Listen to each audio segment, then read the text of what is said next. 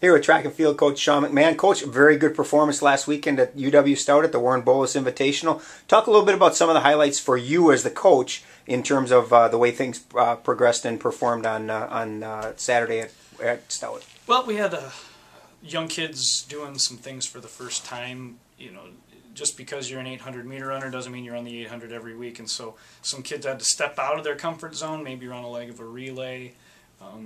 You know, so I think just to watch everybody maybe be uncomfortable, maybe run 2 races in a day when most of the time they're just used to one, was kind of cool. And we had 2 relay teams at the end of the day in the 4x4. Just had some really good energy. I mean, they didn't run great, but it's not the focus of their event to run 400 meters. So when you put 4, or in this case 8 kids on the track that don't run 400 meters, but they pass the baton around the track and they've got a smile on the end of at the end of the day, it was fun.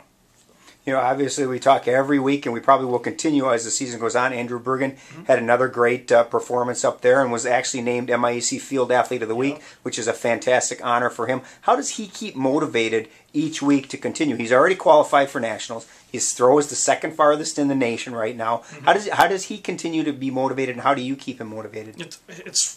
It all comes from him. I mean, I talk to him daily, and you know, we sort of map out the course of the season.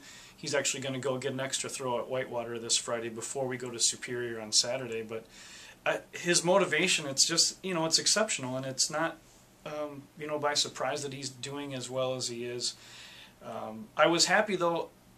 He had the big 1898 throw a couple weeks ago in Minnesota, and he hadn't, I wouldn't say taken a step back, but he'd been, you know, flirting with 18 meters, and for him to throw 1820 and mark a couple throws over 18 meters was just a sign that he's grouping all those throws around that big number. And at any point, there could be that little anomaly that jumps out there to 20 meters, and at this point, we don't know when it's going to happen, and I think that's why he keeps throwing every week, because you never know when something is just going to be right on the money and just, you know, fall into place for you. Everybody heads up to Superior this weekend for the UW Superior Invitational. Talk a little about your expectations, what you're looking for this weekend up there. We're taking the biggest group in St. Mary's track since I've been here, where I even had to find the bus company to get us a bigger bus. It's full. So we got a lot of people competing in a lot of events, and it's about time. And I was just doing our entries, and to see kids in their best events this week means it's time to find out if they're going to get on that conference list, or if maybe they're going to have to wait another week or 2. At the end of this month is our last qualifier, and we go to conference March 4th. So 5 weeks, it's going to go fast.